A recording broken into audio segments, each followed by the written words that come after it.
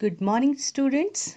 Today I am going to start our next chapter, that is chapter 4, gravitation, and this chapter will be little bit easy for you because most of the topics of this chapter you have studied in your previous classes.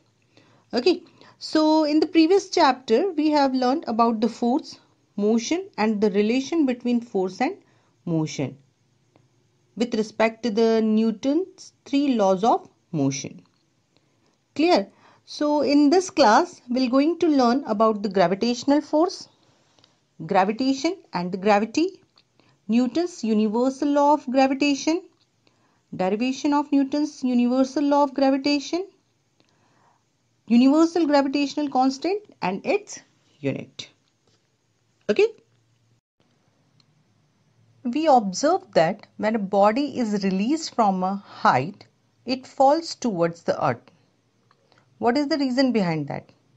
Why does the body fall towards the earth? This must be due to some force exerted by the earth. Okay. Scientists like Galileo Galilei of the 17th century probably understood that things fall because they feel a force of attraction due to the earth. It was the Sir Isaac Newton who proposed that the motion of falling objects like an apple, the motion of the moon around the earth, and the motion of the planets around the sun are caused by the same force called the gravitational force. So he proposed that any two particles or two objects in the universe attract each other with a force called the force of gravitation or gravitational force. Clear? So gravitational force is the force of attraction. Clear?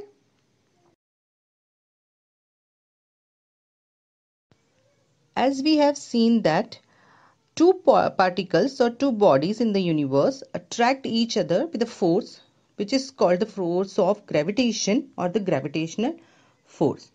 So gravitation is the phenomena of attraction between different bodies in the universe. That means the force in which two particles in the universe attract each other is the gravitational force, and this phenomena is called the gravitation. So gravitation is the phenomena of attraction between different bodies in the universe.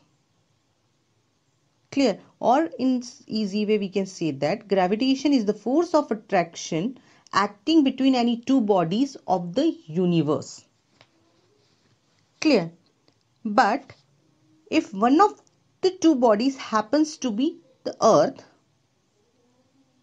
clear? If one of the two bodies happens to be the earth, it is a special case of the gravitation, and this special case of the gravitation is called the gravity. So the force of gravitation exerted by the earth is called the gravity.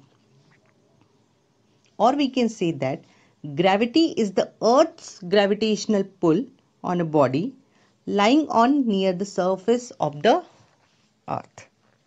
Clear? This is the difference between the gravitation and the gravity also. Many of you are confused yet. Clear?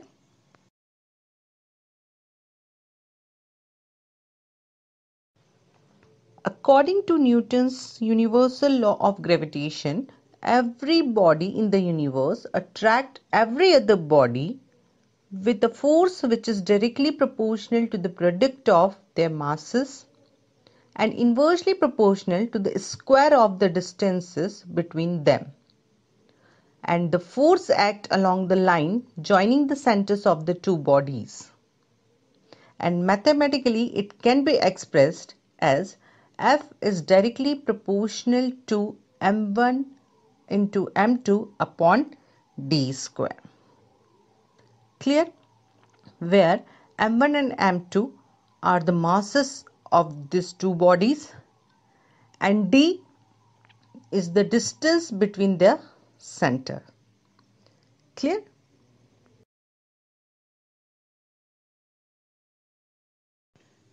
As we know that according to Newton's universal law of gravitation, every body in the universe attracts every other body with a force which is directly proportional to the product of their masses and inversely proportional to the square of the distance between them. Okay, so to verify this, let us consider two particles or two bodies A and B with masses m1 and m2, and they have the distance d between their centers and the force of gravitation between them be F. You can see here. Clear? So, according to Newton's universal law of gravitation, the magnitude of force between the two bodies is directly proportional to the product of their masses, that is, F is directly proportional to m1 into m2. This will be the equation 1. And also the magnitude of the force between the two bodies is inversely proportional to the square of the distance between them. So here it will be F is inversely proportional to the d square. And this will be equation 2. Okay. So combining equation 1 and 2 will get F is directly proportional to m1 m2 upon d square. You can see here.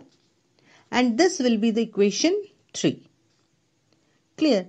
So, next step will be F is equal to G m1 m2 upon d square. Okay, where G is the constant.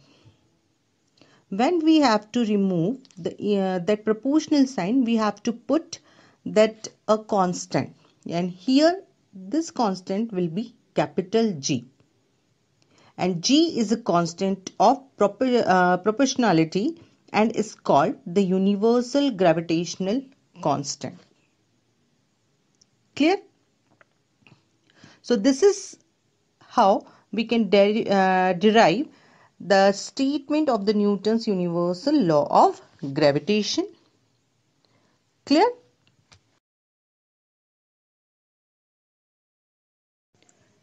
As we know that according to Newton's universal law of gravitation, F is equal to G m1 into m2 upon d square, where G is the universal gravitational constant. So what will be the unit of this constant?